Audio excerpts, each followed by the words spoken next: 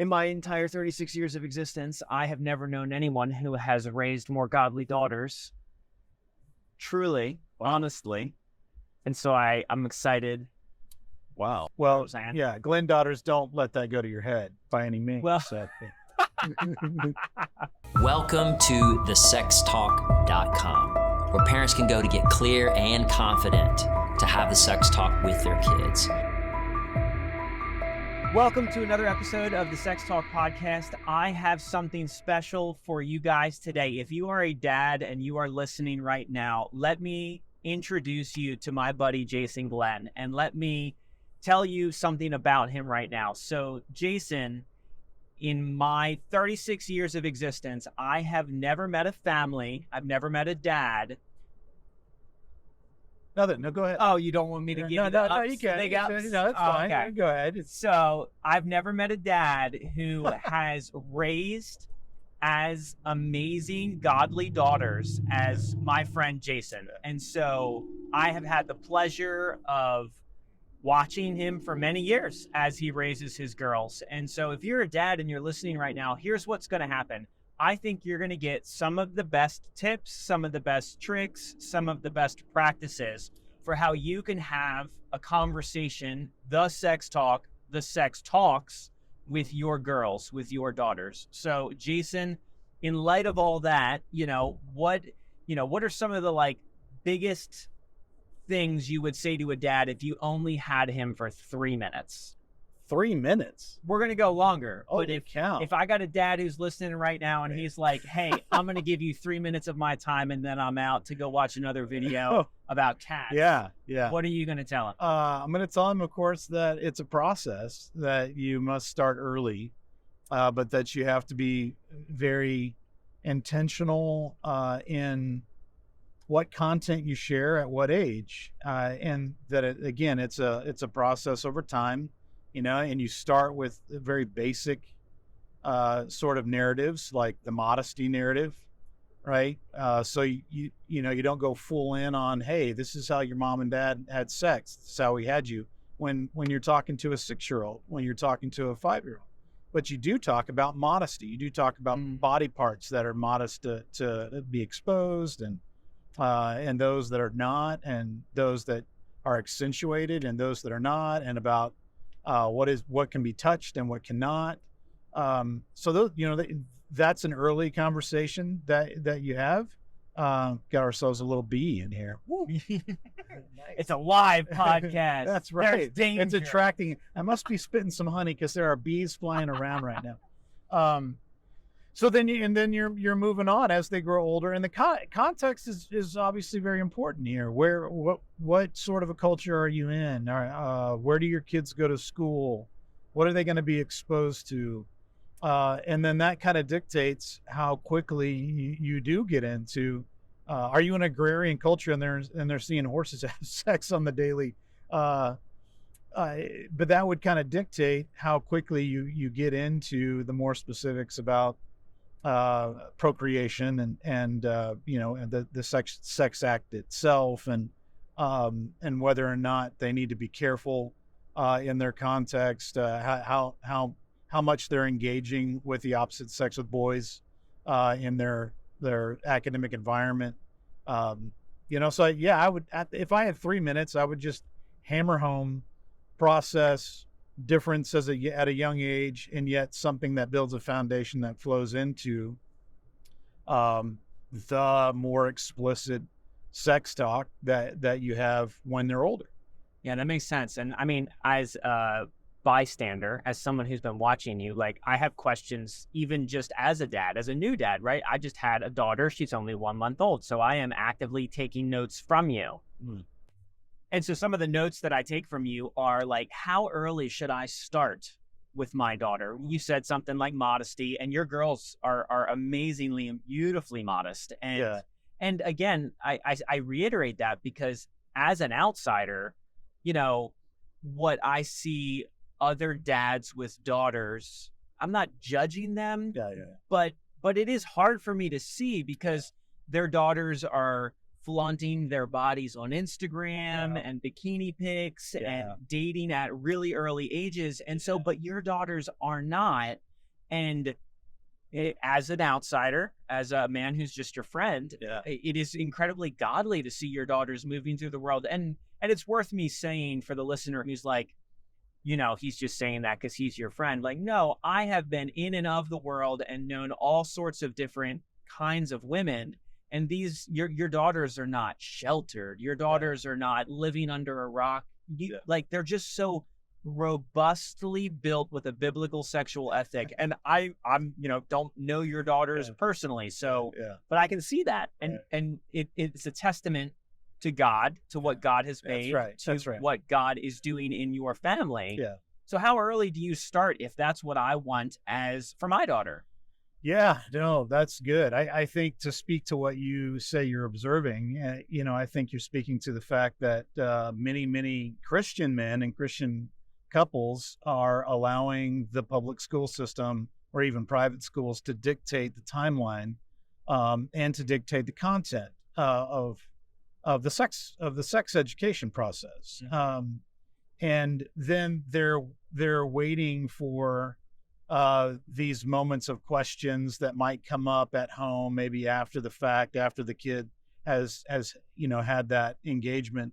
My wife, for instance, understandably so, her father wasn't that mature in that area, and socially and spiritually wasn't mature, and so he didn't tell her that he loved her for a very long time. So there are a lot of dysfunction there. Her mom, a wonderful mother, but again, was raised by a very dysfunctional family and had multiple stepfathers, and so my wife's first exposure to sex education was 6th grade health class. And I think that that's honestly not as uncommon as we might think, right? And so first of all, you're just talking about intentionality, that it's your responsibility. And so Ashley and I had a mother. My father was not great at this. Again, he had a very dysfunctional parent, had dysfunctional parents and came up in a very dysfunctional background. But my mom had a far more healthy childhood, and her parents were very engaged. And so my mother was engaged with me. So I do have a background of a healthier, earlier engagement with sexuality that didn't come just out of 6th grade health class. I had James Dobson's Preparing for Adolescence book that I read, that was handed to me at maybe, I don't know, 11 years old or whatever. 12 years old. So that was your sex talk. Well, no, it wasn't, because my mom still, and this is because my father wasn't doing it, my mom's still engaged in a more personal way, not going into great detail of her own backstory, but some enough to help me understand that there's a personal complexity in these situations. And so I did have that, shown to me, not exactly the way I would do it, but enough that I could go, okay, there's some intentionality here that I need to engage in. And then my wife, of course, feeding off of her sensitivities, feeding off of her awareness, obviously, of girls and females in general, because I had a brother. That's it. So early on, like when the girls are, again, obviously you have a female baby and you got to figure out what's going on with a female baby and how the parts work. And of course, as a dad, you're like, oh, okay. And so my wife was of course very essential and helpful, and just and of course when you get married, you of course dive into the cycles of being a woman and being a young woman. And so I want to give her all so much credit for helping me in that process. But the engagement, you want to say even philosophical, ethical, biblical engagement, it's our responsibility as parents. And I guess early parents, you need to start prepping for that now. You need to start wrapping your head around as a couple how you're going to engage that process now, and how we settled, my wife and I settled on modesty is the narrative that we're going to use early on This is a modest body part, to show, and this is an immodest body part to show. It's not bad. It's immodest to show. It's immodest to flaunt. It's immodest to shake around.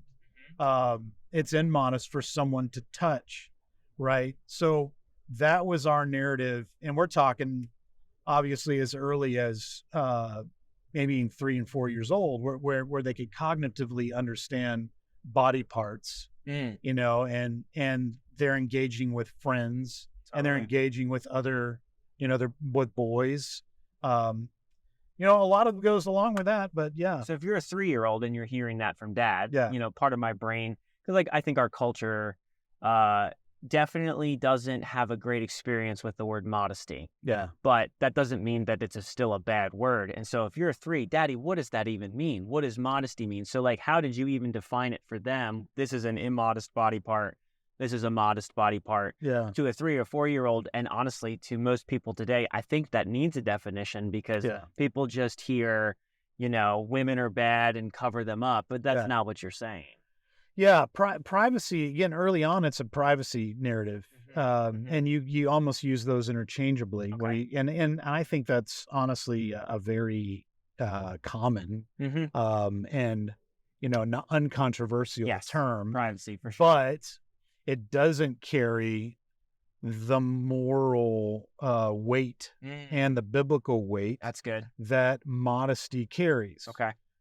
There is a telos. There's an end to the modesty narrative that privacy doesn't necessarily carry. Okay. And so, but early on, with that 3-4-year-old engagement, you're talking about, these are private parts. These are your part. These are private. They're not for other people, right? And you don't even have to get into the right now, because it's a process engagement. And then later on, you're getting into, not only are these, private parts that are meant to be handled modestly, they actually serve a very important purpose. And some of it's intuitive to a kid. Yeah, totally. Like the breasts. I mean, that's pretty stinking intuitive. A child remembers breastfeeding for the most part. Yes. Or stop, I'd say the average maybe.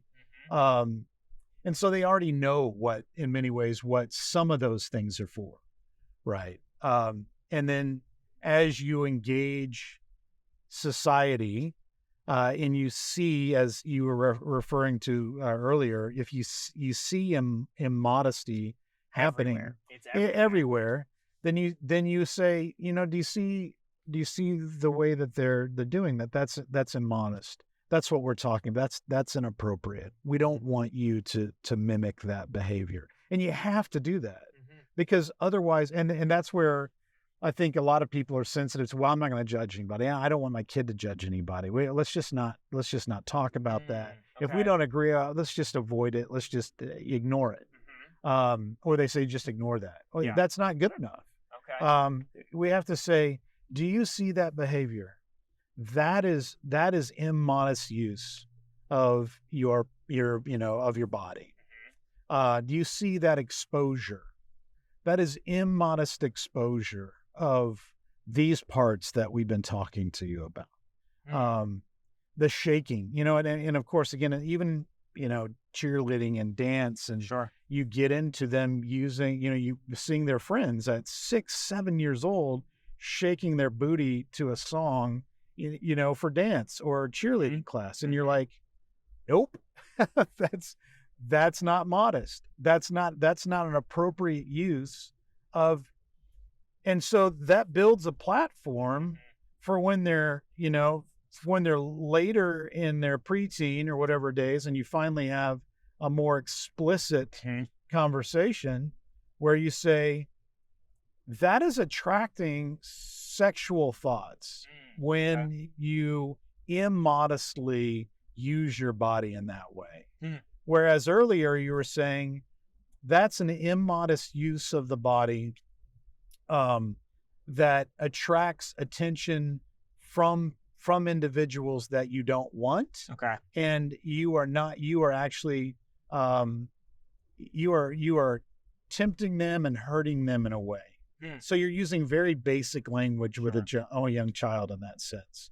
But yeah, that you got to build on the narratives. So that's interesting. And that's where I think that a lot of people just don't. They're not intentional enough, or they expect the public school system to do that for them. Yeah, I mean, that's definitely the case. Most people either didn't have a sex talk at all, or their parents had a single one. And it sounds like you, back to, affirming what I've seen in you and your wife's raising of your daughters.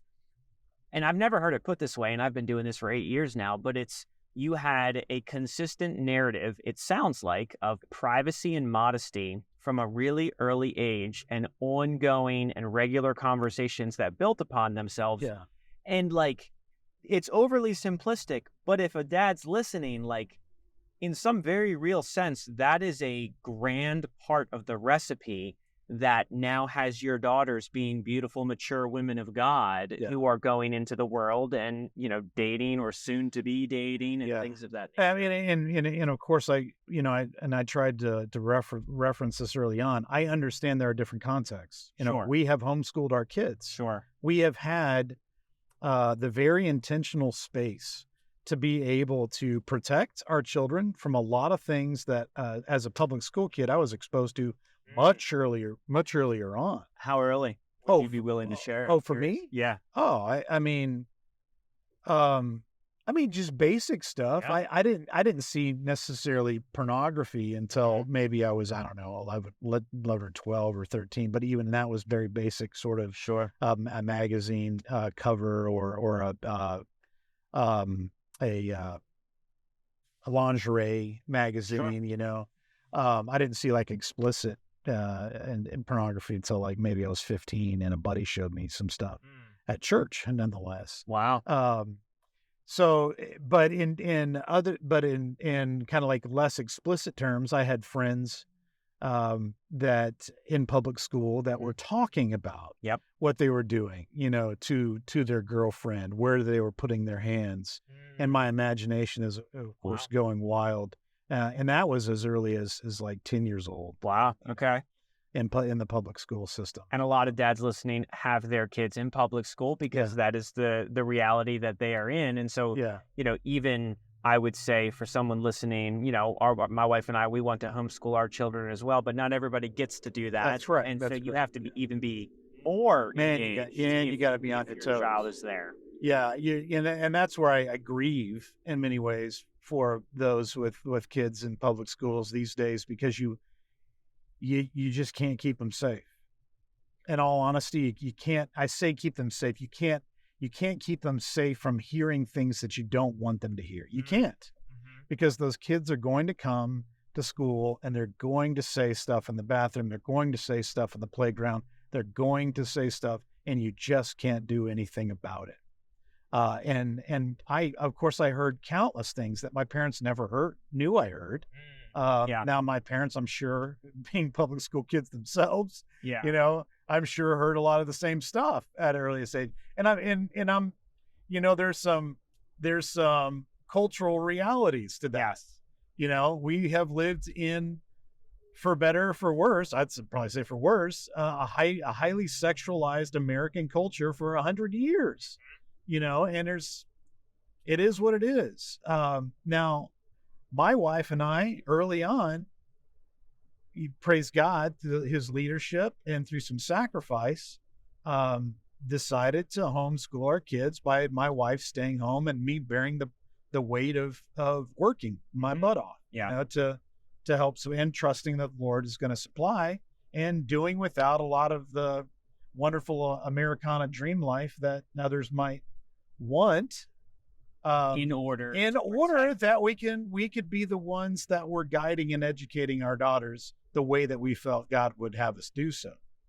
And I cannot understate how important that has been for us and for others. I'm not saying there are not horror stories on our side of the aisle, that there aren't some homeschool families that have been, probably serial killers and rapists and whatnot. But the point is that our approach has been, we cultivate experiences and atmospheres that we can primarily control. In terms of exposure, sometimes things happen where you lose a bit of that control. You got to be okay with it. You got to roll with it. And you got to have, again, part of that narrative. And so sometimes they have seen flashes of something and you go, oh, that was immodest, and talk about it. And you talk again, you don't make it, force you to go and have the whole, the whole conversation. But you do address what they saw and say, look, that's one of the things that we've talked about in relationship to privacy and modesty and, inappropriateness. And, we can talk about that more later down the road. But that exposure control, and here's the, because I know people are saying, well, control, that sounds dirty or whatever. All you're doing with a public school system and a private school system is you're handing them control. And you're saying, I trust their cultivation of when to address a lot of these issues with my child. And some schools and some teachers, I know that are great. Yeah. There are a lot of Christian teachers, and there's good Christian schools that are far more careful on these issues. And there are Christian teachers out there that are very respectful of a parent's authority and responsibility. And even I, in public school, had a few teachers like that. And I lived in 5 different states. So I got to see the gamut of that. But the key is that it's okay for you as a parent to see it as your responsibility to control atmospheres of exposure.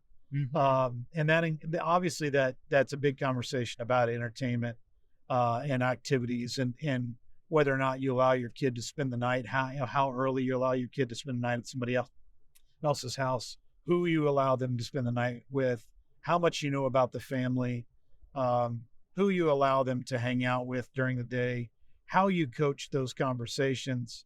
A part of the process that we have, again, a part of that narrative is, hey, if you hear these words from your friends, shut them down.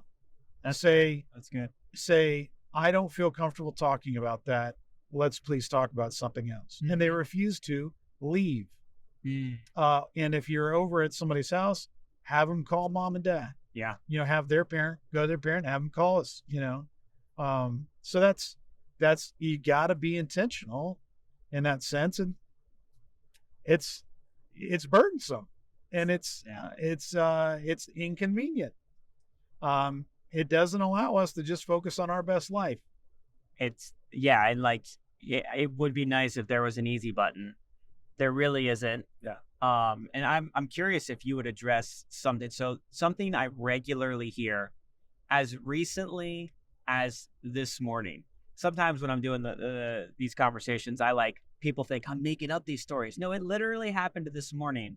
My wife texted me and my son was having an erection. He's 3 years old and he's just intrigued and curious and has no idea what's happening. And my wife texts me, and this will get to my question for you. Yeah. And she says, hey, this is happening. Just want you to know about it. Should you talk to him about it? And I basically said, at this age for him, I said, there's nothing I can say that you can't say, or you can say that I can't say. And there's no reason you can't talk about when we go to the bathroom. That's when we touch down here. And when we're taking a bath, that's when. And so to that point, I have heard ad nauseum that in this conversation around giving your children a biblical sexuality or just the sex talks, moms and dads regularly defer to the other based off of the gender of the child. Yeah. So as a dad who raised only daughters, what do you have to say to that? Was it all Ashley's job and you just got to hang out? No, that's a very good question. I would say that, again, some of it has to do with the gifting and skill set and Education and personality of the parent involved. So I don't think it's as cut and dry as one would think. I think in a perfect world, you would want the person with the most innate awareness of of their sex to be able to speak the fullest and the most deeply into that conversation. Okay. However, I'm a guy that I'm kind of the wrong guy to ask. I'm an ethicist and The right guy. and sexual ethics has been, something that I've studied for a very long time. That's a part of my job. And that goes along with what we talked about too earlier with my parents. My mother showed me a lot of ways to address this conversation. And so I can pull from the history, my own history, whereas my wife couldn't. Okay. And so in that sense, even though my wife is a female, and even though, one would think that she would take the lead on this in our own probably history as a couple, as parents, I have probably taken some of the lead on the official conversations. Okay. But it's more of a relational, here's interaction between male and females. Here's how what you're experiencing relates to males. Okay. And so I can be very frank and at least, at times, appropriate times and appropriate levels, on what this is doing to the opposite sex, Sure. on what they're experiencing and how it relates to the opposite sex. From a biological standpoint, that's where my wife, obviously the period, for a woman, a young woman, a girl, that's a huge part of their sexual conversation. Of course. And my wife was the one that addressed that specifically. Hey, this is your period started, and it's going to, it's going to start. It has started. What's going on? Oh, that's this. Remember, you talked about this. And that language, of course, it has been a part of our conversation prior to them getting there. So I'm not saying you wait till, they're bleeding in order to start having. Right. But that's her. There are certain aspects that I have completely. I mean, and so that's one of them where I was like, oh, that's my wife's prerogative. That's her engagement. Sure. And I don't want to have a ton of part of that conversation. Well, you do, but you don't. You don't because you have a wife who's willing and able to do it. Of course. Yeah, that's correct. That's right. I'm not saying that there's no scenario in which your father shouldn't have to address that. Correct. But because I have a wife that can address that, she's far more suited to do so. And it's just not necessary for me to do that. But at the same time, when we address our daughters, like we have the sex talk. What does that mean? Meaning it's when we sit down and we bring it all of the narrative that we've been talking to them throughout their childhood and in their preteen, 11, 12, 10, all of that we bring to bear on a very explicit conversation that they would get in a 6th grade health class. Okay. But along with, here's God's intentions. Here's the beauty of what God made. And again, beauty is still part of the conversation prior, just to, FYI. I mean, so you're talking about bodies and the beauties of bodies and whatnot. But here we bring it all together. We have the explicit sexual organ, sexual process, connecting all the right, dots. all vulnerability, a rape. We get into the specifics.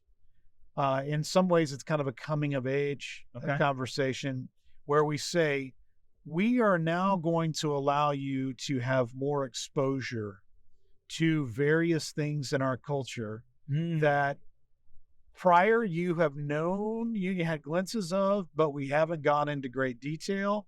And you know that you can't watch certain movies, and here's why. And now you're going to have access to some of those movies. Now you're going to have access to some of these conversations. Now you're not necessarily going to have to run from all of these conversations with your friends, though we want a certain amount of respect and modesty to remain in how you approach those conversations. But this is a moment where, and so Ashley and I sat down with them, and we have together a long conversation, and we say, "You have any questions?" And we share a little bit of our history, Okay.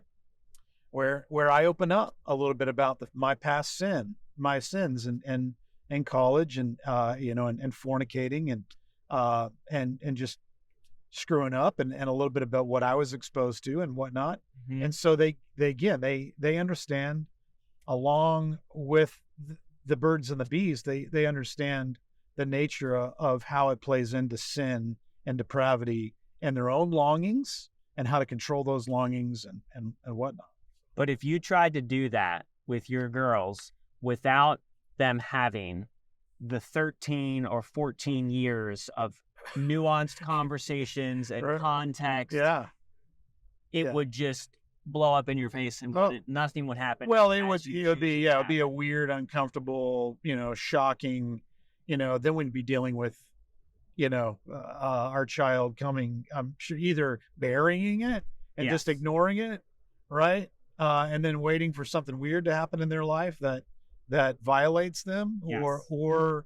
or they go and talk to their friend about it, and now they've gotten all of their information, more information from their friends, which is again how most kids in public school system learn that stuff in the first place. And Yes. then some parents do have those conversations with them, and they're like, well, of course I already know this stuff, mom and dad. I've been hearing it from my friends, in the bath and block rooms and private conversations and notes. And nowadays, of course, on the cell phone, Yes. they've seen it countless times, many of them, Yes. because they've had access to it, and their parents aren't protecting what they're exposed to on the internet, on their cell phones. So yeah, they've already had those countless conversations, and it hasn't been couched in a wholesome, modest, spiritual, God honoring way. Yeah. Beautiful way. It's admirable. And to be honest, again, back to my 8 years of experience running a purity organization and hearing thousands of stories that are horrible and would make people lose sleep at night.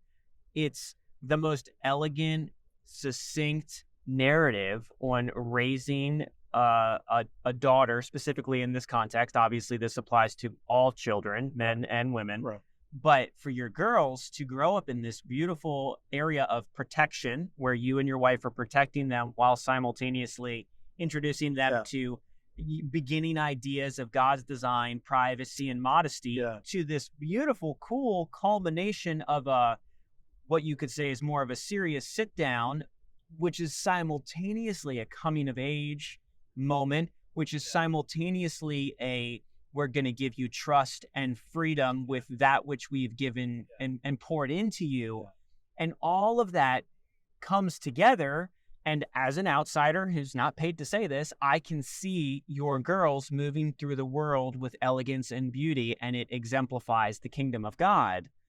And I think for dads listening, for myself with a 1-month-old little girl, I literally want to do that. I want to rinse and repeat that narrative. And I have another question for you, which kind of dovetails, because okay, you've given your girls this beautiful narrative and path of a biblical sexual ethic, and now they have some freedom, and now they have some trust.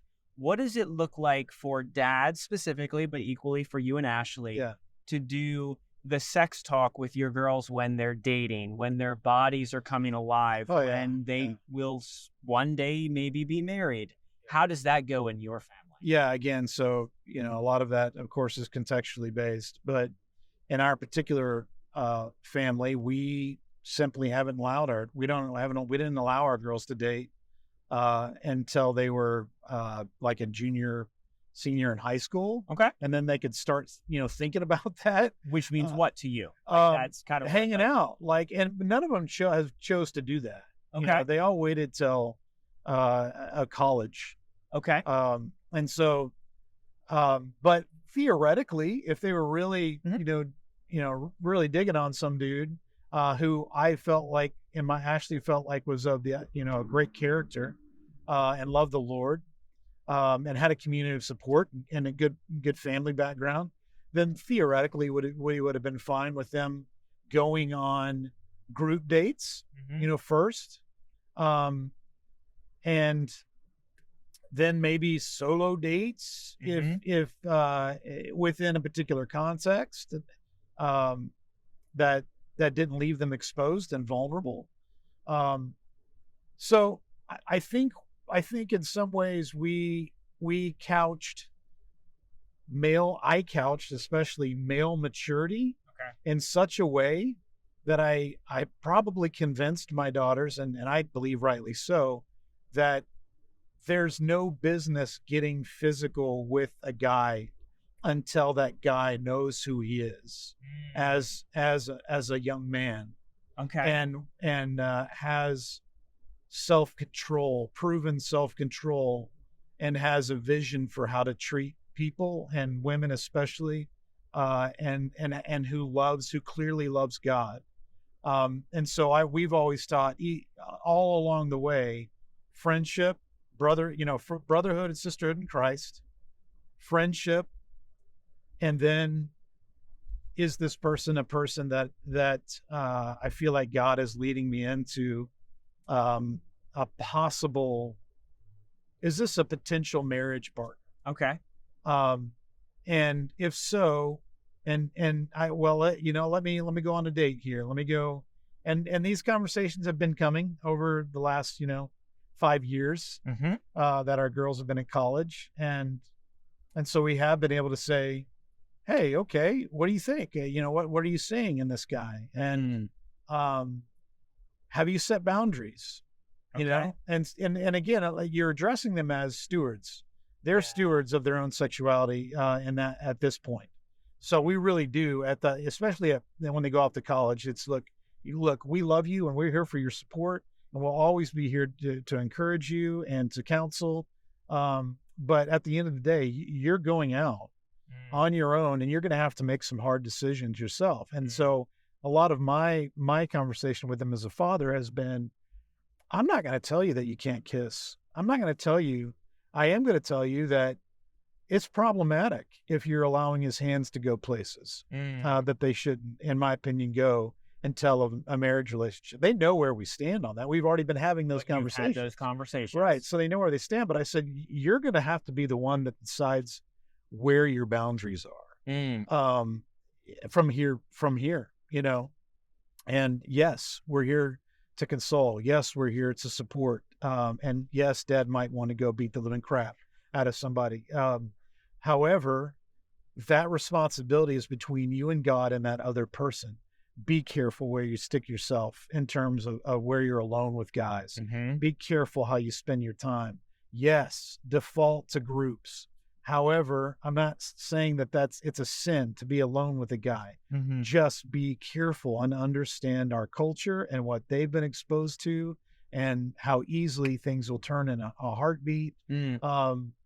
So yeah, those conversations have been happening and they continue to happen. And it's our responsibility to help them think, my responsibility, Ashley's responsibility, to help them think through the complexities and the consequences of taking various physical steps in those relationships. Which is beautiful. And there's a specific reason that I ask that, because in the work that we do as we built the sextalk.com and this video course for parents, this part of the conversation is never addressed. And so from my vantage point, here's how it goes in, unfortunately, 99% of the cases.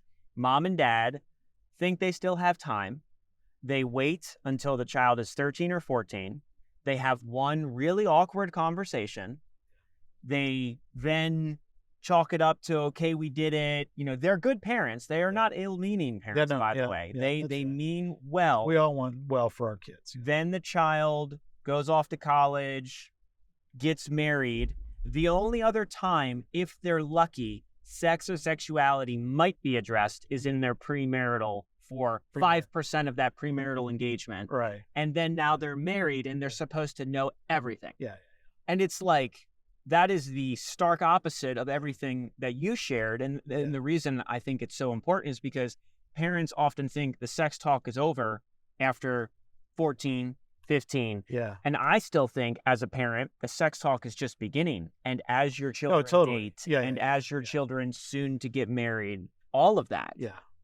And I don't have older children. Yeah. You do. And so I'm very, very taking notes around how you and Ashley have done it with your girls, even as they now begin to date. Yeah, no, totally. And have been dating and who knows, we could be within a couple of years of marriage for one or two of them. So you don't know. And that's where I'm still looking forward, and I'm still thinking to myself, okay, how much do I want to engage and be intentional about confronting, even asking for a conversation with, asking questions of my daughter's husband.